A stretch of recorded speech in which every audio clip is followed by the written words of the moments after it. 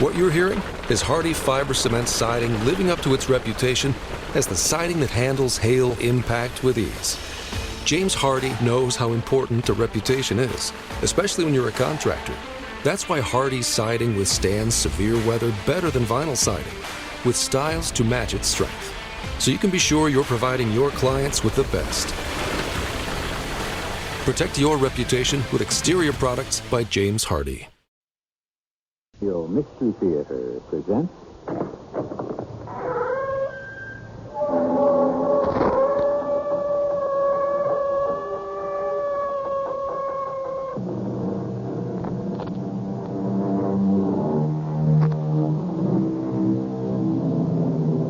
Come in.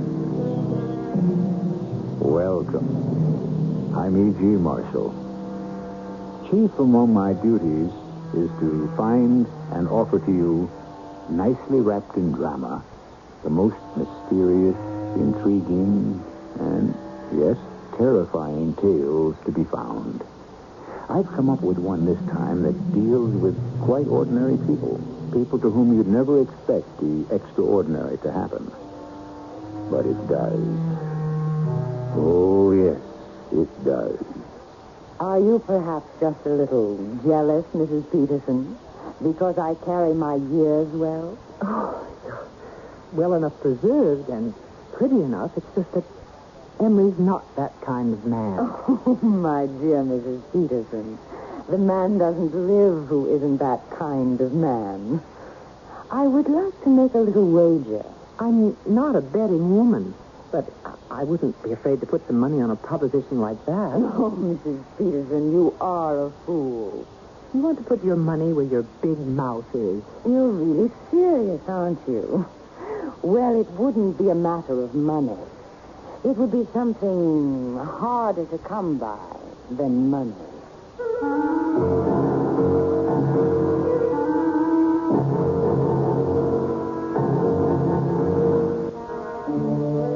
Our mystery drama, Dr. Peterson's Pills, was written especially for the Mystery Theater by Field and Farrington and stars Rosemary Murphy and Leon Janney.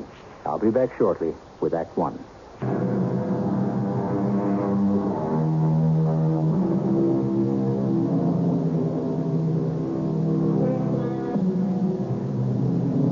Dr. Emery Peterson has devoted his entire professional life to the small town of Appleton. This is his story and the story of the people who wish to honor him for his lifetime of service to their small community. Nothing mysterious about that, you say? Nothing sinister? Well, just wait and listen. You want to know something, Daisy? The only reason I still make house calls? To get away from the sound of that darn telephone. That's fine for the doctor. It leaves the doctor's wife at home answering the phone and taking messages. You ever think of that? I thought you said you were coming with me this afternoon. Well, as long as the first stop is to see Agnes Sims, I thought I'd ride with you that far. I'll only be able to stay with her a half hour or so, though. Somebody has to be here. Don't forget your bag. Oh, I've got it right here in my hand. And your umbrella. No, it's not going to rain. Oh, for Pete's sakes, answer the phone, will you, before I lose my mind altogether. Most likely left his keys in the car. Doctor's office. Oh, you again. May I speak to the doctor? He's not available right now. He always makes his rounds of an afternoon. I think you'd know that by now. Well, can you tell me when he will? Who is it, Daisy? Just a minute, please. It's that woman again, that Nikki Bell. Oh, all right, I'll speak to her. What for? She's not a patient of yours. Still, I think I'd better. Make a liar out of me. Yes. Hello, Miss Bell. Well, now, I thought you were out making your house call. She didn't say I was out. She just said I wasn't available. And she didn't think I was. Now, what can I do for you, Miss Bell? Oh, you're so formal. Why don't you just call me Nicky? All right, what can I do for you, Nicky? Nikki, indeed. I think it's about time we had a little talk, don't you, Emery? May I call you Emery? No, I can't see you today. I can't see you until... Well, there's no way I can see you a minute before tomorrow night. Late at that. I'm not considered a terribly patient woman. Surely you can find a free half hour somewhere in today's schedule. I've got a half dozen house calls to make this afternoon. I'll probably have a waiting room half full by the time I finish supper. When I get rid of them, I'm going straight to bed. I'm no good to anyone if I don't get my sleep. Tomorrow, I'll have the same schedule, except I've got to go to some kind of a banquet in the evening and won't be home much before 10 or 11. Now, where can I fit you into a schedule like that? If I had a stomachache, you'd find time for me, wouldn't you? I'm trying to imagine you with a stomachache. I'll see you tomorrow. I wish that woman would leave you alone. The Lord knows, so do I, but she won't. Well, what does she want from you? Nothing for a loving wife to worry about. And now I've got to get out of here. Oh, is that about a banquet tomorrow night? There's going to be one, that's all I know. Ladies not invited? As soon as I get any details, I'll pass them right along. Oh, now where'd I put my bag? Right there on your desk. Oh, You left the keys in the car. I can see them from the window. well, come on if you're coming. I can't wait around here all afternoon.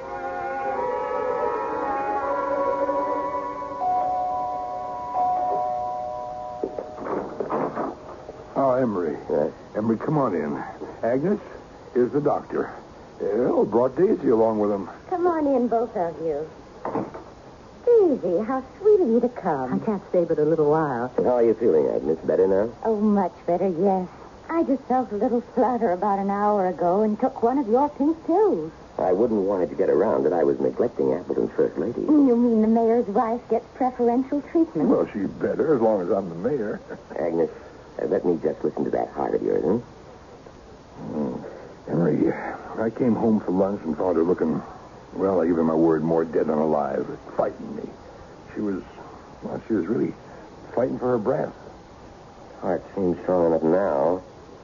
Oh, just let me check the blood pressure. She overdoes. That's the trouble with her. All those committees, chairwoman of half of them. It's a wonder to me she doesn't just collapse altogether. Not as long as I have Emery's little pink pills handy. I made her take one when she was having her attack, or whatever it was. Brought her right around. I wish you'd tell me what's in those pills, Emery. They calm my heart right down. But I swear I've seen them work on flu cases, stomachaches, you name it. A Peterson pink pill will cure it. What are they? All of us witch doctors have our secrets. The blood pressure checks out pretty good. I don't think there's been any real damage done, but you better take it easy for a while, young lady. Young. What a bedside manner. Now, Emery, can I steal 5 minutes of your valuable time? Sure thing. You got a pain somewhere? No, nothing like that. I just want to tell you something you may not know, although I expect you do. Never saw the day this town could keep a secret from you. Well, people like to talk. It would be impolite of me not to listen. Much as you hate it. Hey, come on in the study, huh? Excuse us, ladies. Anything we can't hear you shouldn't say. Oh, go ahead. We'll be fine. No, we won't be more than a few minutes. Speaking of people working themselves to death, when is Emery going to let up a little? Not in, as they say, the foreseeable future. He ought to take better care of himself. If only for the sake of his patients. I don't know what this town would do without him. Well, I'm trying to get him to take some kind of a vacation this summer, but be the first one we've had in 5 years if I succeed. You know, there is something that's worrying me more than how hard Emery works. Oh, what's that? Well, there's this woman. Calls herself Nikki Bell. Daisy, Emery and another woman? I don't believe it. Oh, not like that. Good heavens, no, nothing at all like that. Well, I'm glad to hear it. This is more like, I don't know, business, I guess. But it's the way she keeps after Emery.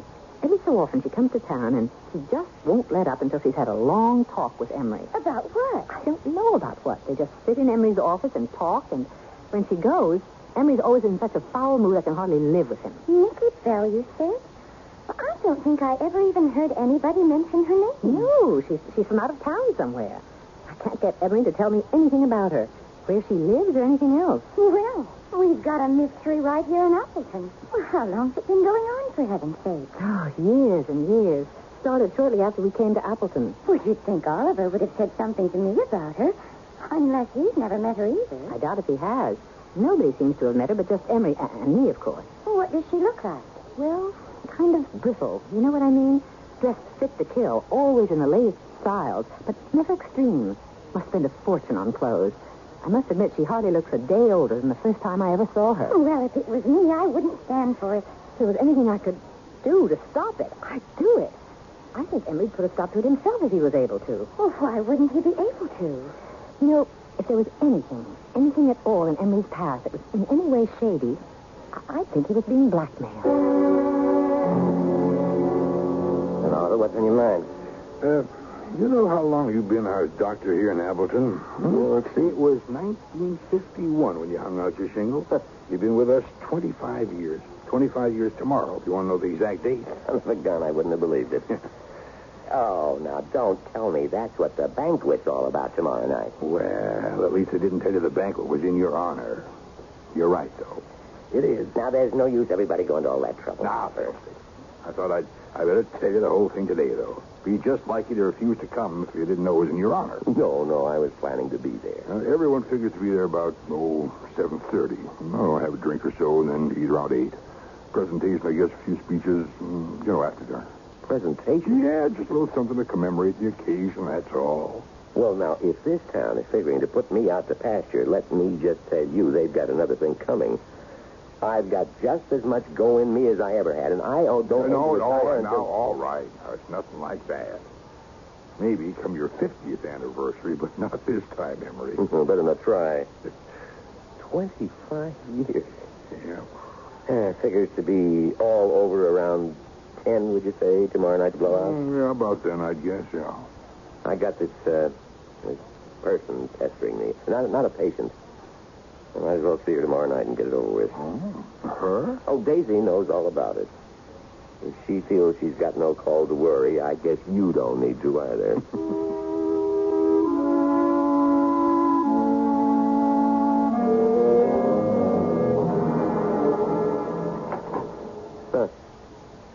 Is that you in there, Miss Bell?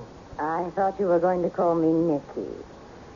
Mind telling me what you're doing sitting in my car? Waiting for you, Emery. I should have thought that was plain enough. I'll have to ask you to get out, Miss Bell. I've got no time for you this afternoon. That isn't very friendly. I'm sorry. It's the best that I can do. I told you I'm not known as a patient individual. And we do have certain matters to discuss, don't we? At the proper time, maybe. I'll have to ask you to get out of my car, Miss Bell. As long as we're both here. I told you I could talk to you tomorrow night, and that's what I aim to talk to you. Since there doesn't seem to be any way out of it altogether. Tomorrow night around 10. Maybe a little later. How are the pink pills holding out? An adequate supply on hand? All I need. I bring up the matter of the pills, Doctor, to remind you, in case you need reminding, how very much you need me. I know exactly where we stand. And you'll keep it in mind when we have our little talk tomorrow night, won't you? The fact that I am indispensable to you? The fact of the matter is, I think you exaggerate that some. Don't you lose sight of the fact that I'm a pretty darn good doctor. Well, these things will all be on the agenda tomorrow night, won't they? I think, in fact, a complete re-evaluation of our relationship will be in order.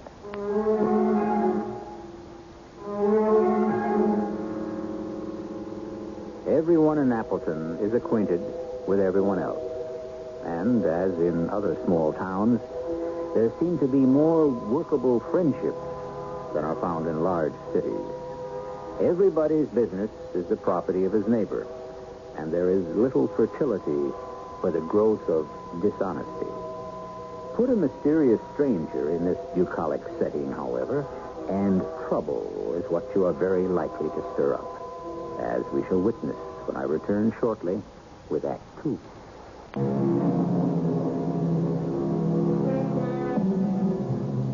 The country doctor, member of a dwindling breed, is a man who knows more secrets, perhaps, than any other person in his community.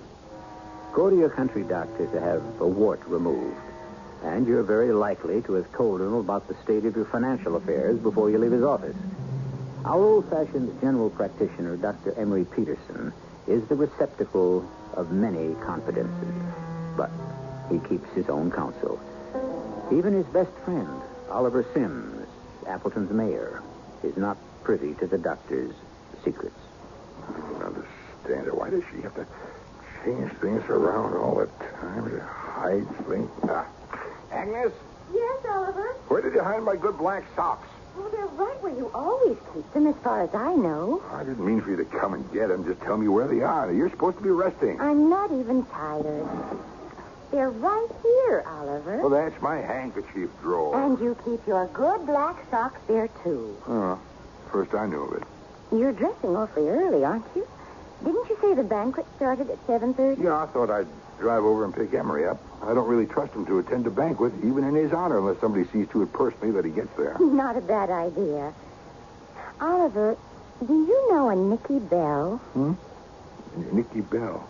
No, never heard of him. It's not a him, it's a her. Daisy says there's something going on between her and Emery. Emery Peterson? You've got to be kidding. Emery Peterson's the straightest husband I ever knew. Well, present company accepted. Well, it's not that kind of a thing. At least Daisy says it isn't. She's not sure Emery isn't being blackmailed. Well, that's almost as silly as the other. Emery never did anything he could be blackmailed for. I'd stake my life on that. Well, something strange is going on.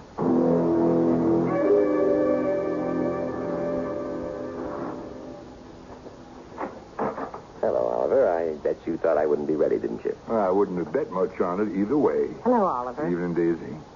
Next time you arrange a big blowout like this, we'd all take it kindly if you'd invite the ladies. Well, we wanted to. No, listen, no, we did. We talked about it, Daisy, but there just ain't room. Every man in this town's coming, or close to it. We got the high school gym, and that's the biggest room in town. It's just barely going to seat the men. There just wasn't room for the wives. Honey, a man deserves a night out now and again anyway.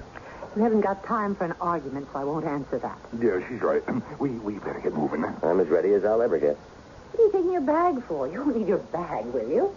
Just in case the food poisons somebody.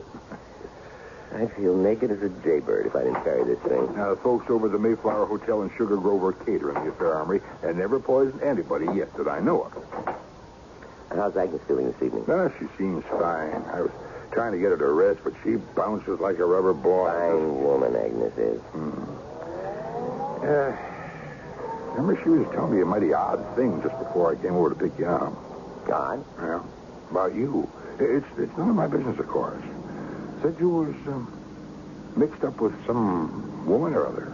What? According to Daisy. Oh, Daisy talks too much. No, I told Agnes, of course, it couldn't be true. Well, in a way it is, and in a way it isn't. Huh? I am mixed up with a woman, all right. What? Yes, I was half planning on telling you about it tonight anyway. Well, I don't understand, of course, but if there's anything I can do to help... Now, I don't know if there is, but I do appreciate the offer. Well? I'll tell you all about it after the banquet's over. There's no use of going into it now.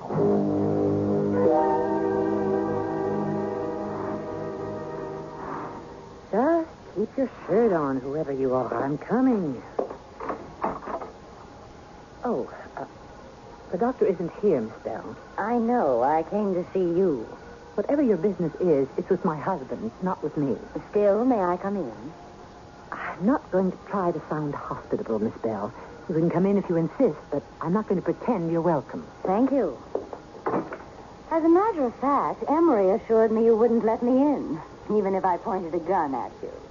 He is wrong sometimes, you see. You and he are on first-name terms, I take it. Well, after all, we've known each other for a long time, haven't we? Almost 25 years. However, I'll admit that although I call him Emery, I can't seem to get him to call me Nicky. Good for him. That's your first name, is it? Nicky? That's what my friends call me. I think I'll just keep on calling you Miss Bell, if you don't mind. Why should you be so intolerant of me, Daisy? You don't even know me. Not well enough for you to call me Daisy, that's for sure. I'm sorry, Mrs. Peterson. What I mean is, all you know of me is that your husband and I have business to discuss from time to time. It's obvious he's never disclosed to you the nature of this business, so I don't understand why you should hate me as you do. I don't know, as you say, the nature of your business with the doctor. All I know is that after he's talked to you, he's always in such a terrible mood, he's hardly fit to live with. Are you perhaps just a little, jealous, Mrs. Peterson? I've no cause to be jealous. Emery's not that kind of a man. Oh, my dear Mrs. Peterson. The man doesn't live who isn't that kind of man. In the right hands, I mean. And you figure your hands would be the right hands? I hadn't actually given it any thought, but would you like to make a little wager? I'm I'm not a betting woman, but I wouldn't be afraid to put some money on a proposition like that. Oh, Mrs. Peterson, you are a fool. You want to put your money where your big mouth is? You're really serious, aren't you? Well, it wouldn't be a matter of money. It would be something harder to come by than money. I advise you to think it over before you enter into it. I'm being friendly. I don't have to think anything over. I've got complete faith in Emery. What are the stakes? I'm not prepared to name them just now. You'll know at the proper time. But the wager is made. You agree to that, Mrs. Peterson? I've got complete faith in Emery.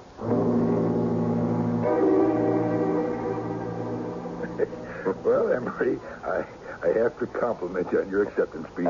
You went right through it from start to finish without insulting a living soul. And I didn't even speak disrespectfully of the dead, if you noticed, Oliver. Now, look, I'm going to say this only once. I was touched. It really kind of got to me. Well, it was meant to. You want to come over to my place for a nightcap? No, you've got an appointment. You forget about that? No, I didn't. Fact of the matter is, I think it's about time you met this woman I'm mixed up with. Well, if you say so, of course. There's a thing I've been struggling with strictly on my own for a long time now, and I've just about decided it's time to let you and Daisy in on it.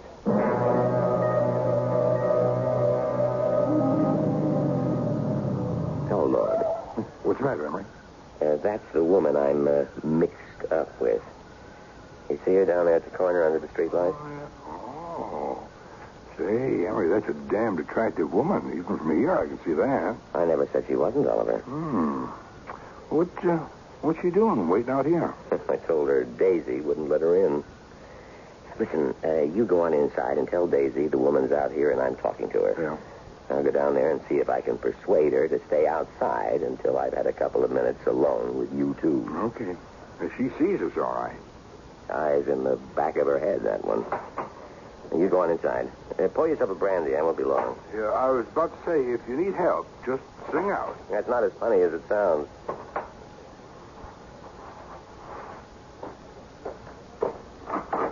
I saw the two of you drive up. Where's Emery gone? This person he has an appointment with was standing outside waiting down at the corner. I ordered it out of the house. She was in here? Yes. I'd like to know what they're talking about down there. Come on in, Oliver. Oh, thanks.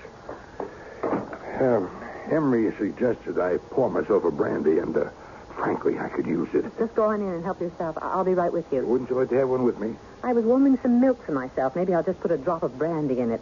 Seems like the kind of night when a person's justified.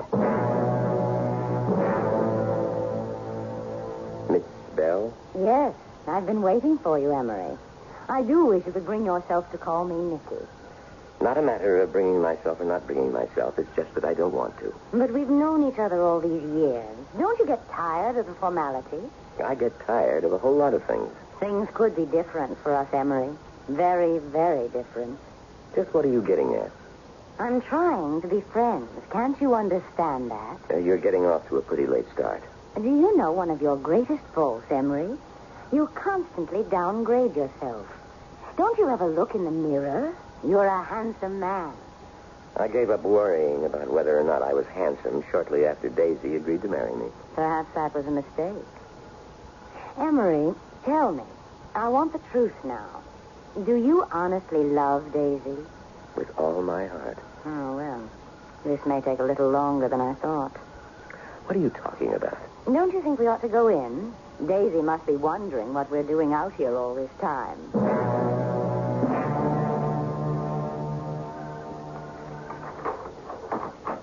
Daisy?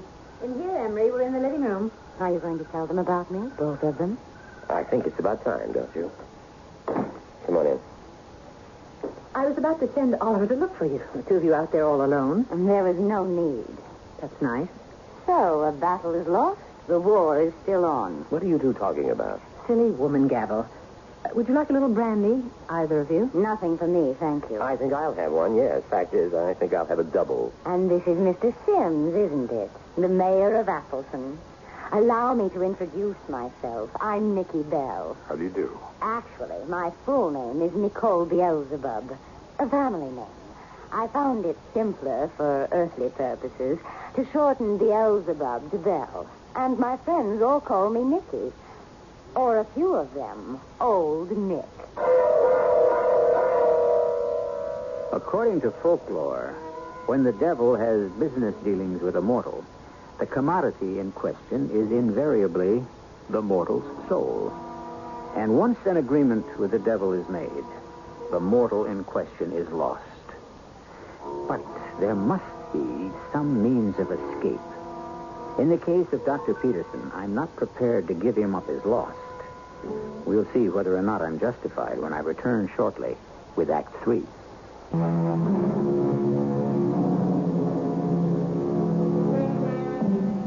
Dr. Emery Peterson, it is clear, has been trafficking with the devil. But the devil, a woman? Well, how often have you heard the expression, she-devil? And is the devil not reputed to have the ability to appear in many guises?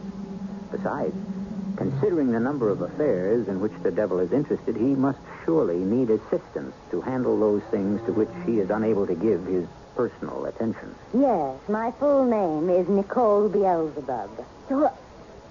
You are Beelzebub. I represent the central authority, yes. We have a large and complex organization. My territory is the eastern United States. I am kept busy. Wouldn't think she'd have time for a simple country doctor, would you? What we call the essence of a country doctor, a good old-fashioned one, is highly prized. In very short supply, too, I might add. Emery, how in the world did you ever get yourself into such a mess as this? Well, you know Dick Salisbury. It was when he had polio. Just a month or two after Daisy and I came to Appleton to live. Yeah? I'm not sure he wasn't my first patient. Your third, Emery. I remember it well. Anyway, I was going to lose him. I'd just come from the Salisbury place and was sitting in my office badly depressed. I said something like, I'd sell my soul to save that boy. I would sell my soul to the devil. Those were your exact words. Naturally, I came to call on you. Dick Salisbury was dying. What could I do?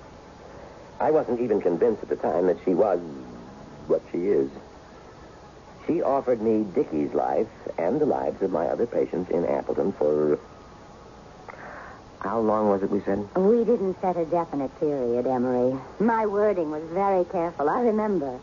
This agreement to cover a reasonable span of years. Miss Bell, may I see the document, please? I'm Dr. Peterson's attorney. Oh, there is no document. We both remember the terms, and we both pledged our word. There is no written document? There never is in these matters, Mayor.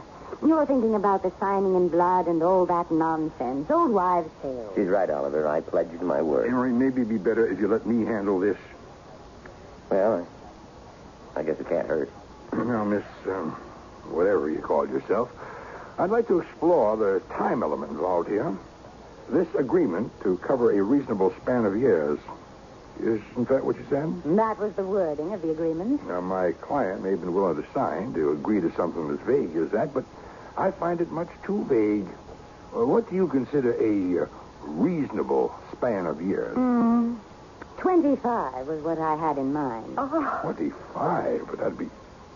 Well, that's practically right now. A month or so. I object. To whom, Mayor Sims? It's no good, Oliver.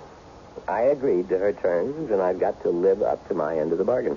There may be a way to negotiate an extension, however. Oh? On what terms? I should like to be alone with Emery for a short time, if you please. I think maybe you and Daisy better do as Miss Bell says and leave us alone together for a while. No, that woman is dangerous. Oh, don't I know it. All the same, Daisy, I do... Don't you trust your husband, Mrs. Peterson? All right. You just be careful, Emery. That's all I've got to say. Just you be very careful. Let's go, Daisy. But we'll be right out here in the hallway if you need us, Emery. I'll remember that. You don't want to give up your soul so soon, do you, Emery? It would be just under 2 months. Of course I don't want to. What would the terms of the compromise be? Well, to start with, you might try to be a little nice to me. You don't find me totally unattractive, do you, Emery? As a woman? What's that got to do with the matter at hand? A great deal. I could allow you another 10, maybe another 20 years even.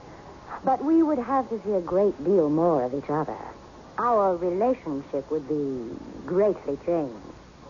Changed how, Miss Bell? Well, for one thing, you'd certainly have to start calling me Mickey. And for another, well, I'm not accustomed to taking the lead in these matters, Emery. Would making love to me be such a bad thing? Are you suggesting that we have some kind of an affair, Miss Bell? Since you were too shy to make the suggestion, yes. I wasn't too shy. It just never occurred to me. Well, now that it has, I wasn't brought up quite the way you must have been. I'm happy with Daisy. for 20 more years of life, useful life, Emery, you'd better think it over. When it involves making Daisy unhappy, I don't have to think it over any longer than I already have. I thank you for the offer, but I find I must decline. And now, if that's all, I'll just call Daisy and Oliver back in. Not yet. I'm not through. It's most likely for me. All right. But this isn't the last of it. You have another month or so to think it over. I won't need them, Miss Bell. Daisy, was that for me, the phone? It was Agnes, Emery.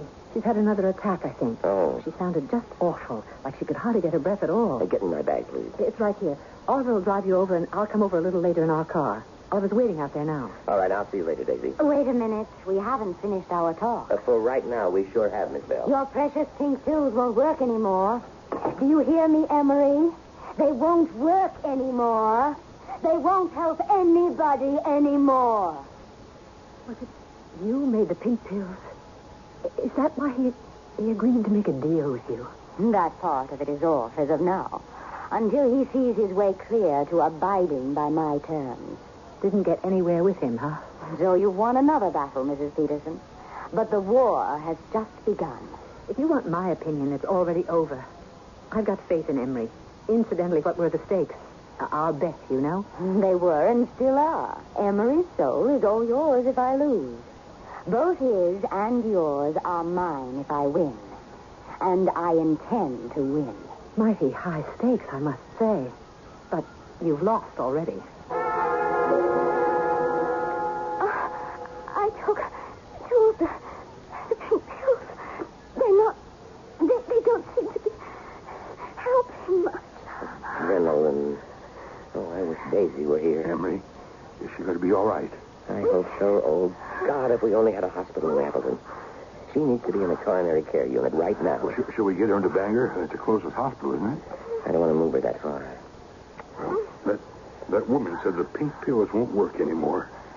And they're not working. All right, I'll have to ask you to leave me alone with my patient, Oliver. I'm going to see what I can do with God's help.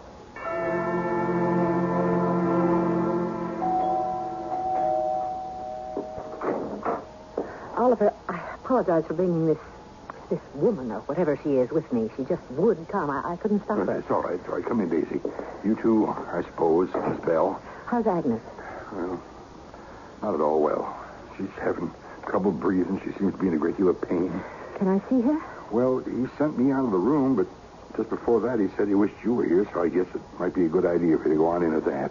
I think I'd like to see her, too. No, you stay out of that room. Oh, well, if you feel so strongly about it. I wish you'd just go away and leave all of us alone, you she-devil. I'm too much of a lady to say what I'm thinking. I'll just go on in and see if I can help Emery. I wouldn't have done her any harm, you know, if I'd gone in to see her. Listen, could you still make those pink pills of Emery's work? Yes, I suppose I still could. Then please do. Well, in my business, you know, we never give anything away. There'd be a price. Anything. Anything I own. Everything. I'd only be interested in the one thing, Mr. Sims. Your material possessions don't tempt me. I'd want your soul. Well, can you tell? Do you think my wife is going to die? I wouldn't be at all surprised. Oh. Did you feel a chill? No. She wouldn't want me to buy her life that way, I know, but if... It's freezing in this house. Don't you have any heat? Well, Miss Bell, it's summertime. It isn't cold in here at all. If anything, it's too warm. Freezing? I think somebody's praying in this house. Praying. Does that make you feel cold? Stop it. stop it, will you? If it makes Agnes well, if you'll make those pills of Emery's work again, I'll ask whoever it is to stop praying. Oh, that's better. It's stopped now. Emery's going to stay in there with her for a while, but he says she'll be all right now. I mean, the worst of it is over now. She's breathing all right. There doesn't seem to be any more pain. Oh, thank God. That's exactly who you have to thank, not her. Can you be sure of that? Yes, I can. I am. Mr. Sims and I made a deal not 2 minutes ago. I was to make those pink pills work again, and he was... No. We made no deal, Miss Bell. I don't like the way you conduct business. Well, maybe we hadn't quite completed negotiations. But we had an understanding, and it seems to me... She's resting now. She's sleeping naturally. Thank you, Emery. I think I'll stick around for the rest of the night just in case she needs me. But she's going to be all right. Oh, that's very good of you. Miss Bell, I did that in there without your help. Agnes Sims is still alive, and you had nothing whatever to do with it. I don't need you anymore. An agreement is an agreement. You're not going to wriggle out of it now. You made a bargain with me, and I expect you to live up to your end of it. Oh, yes. Yes, I'll do that. I'm not trying to get out of it. Oliver, I'm going to arrange for an ambulance from Bangor to pick Agnes up tomorrow and take her back there to the hospital. They have an excellent cardiologist on the staff over there, Dr. Benson. Fine man. I'll turn all of Agnes's records over to him, and he can take it from there. But I don't want you off the case. Well, you see, it may take Agnes a long time to get completely back on her feet. A good long time. And I won't be available after a month or so. Emery? Well, whatever you think of Miss Bell and the outfit she represents, she's right when she said I made a deal with her. Whatever else we may have against her, she did live up to her end of the bargain. Now I expect to live up to mine. Emery, I'll give you one last chance. 20 more years. You don't have to stay here in this little backwater place if you don't want to. I'll take you to New York. I'll make you the most important doctor in the city, in the world. You can have literally anything you want. I want to live out the rest of my days here in Appleton with Daisy and my friends. Emery, you say you've made a deal with this woman, but I don't think the agreement was valid to begin with. It was valid in every way. Well, I'm sure, the way you describe your organization, that you must have a superior, someone you're answerable to? Yes, my uncle. Uh-huh. And the purpose of your organization is to promote what we mortals call evil. Is that right? That's essentially true, yes. And what happens to one of your co-workers if he or she is found guilty of promoting just the reverse? Good instead of evil? That's what I mean, yes. It's never happened as far as I know. Well, what if it did? He'd be in trouble, I should imagine. What has all this to do with the case of Dr. Peterson? Oh, just this. You've been guilty of promoting nothing but good in the town of Appleton for 25 years. Thanks to your efforts, hundreds of people in Appleton are alive and well today who might otherwise have been dead or invalided years ago. What would your uncle say to that? Oh, that's ridiculous. Why, Miss Bell, you've been a real benefactor to the town of Appleton. Don't use that word. Benefactor? Well, just look at the facts. But I've got Emery's soul to show for it. What do you say to that? I'll be bringing Emery in soon. And also bringing all your good works in Appleton to the attention of your, uncle. Don't you think that'd be wise? Well, he'll understand. Well, what he'll understand, I suspect, is that he's been harboring a downright angel in his organization. Now, if you'll take my advice, Miss Bell... I don't want your advice. Well, if you'll take it anyway, you'll go far away from Appleton and forget that you ever got mixed up with a country doctor by the name of Peterson. If there's anything in this world that I hate, it's a down east lawyer. All right, all of you. But you haven't seen the last of me. She'd already lost anyway. Emery's soul and mine, too. The minute Emery refused to go off to New York with her, she lost.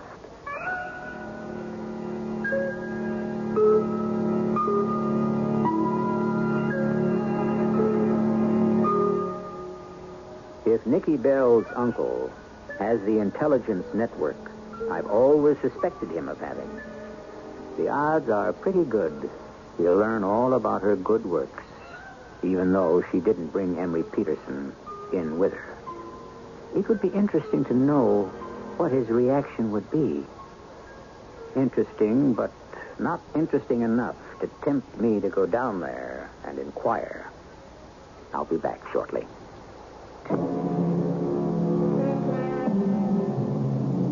Dr. Emery Peterson is still a highly respected citizen of Appleton, alive, well, and crotchety as ever.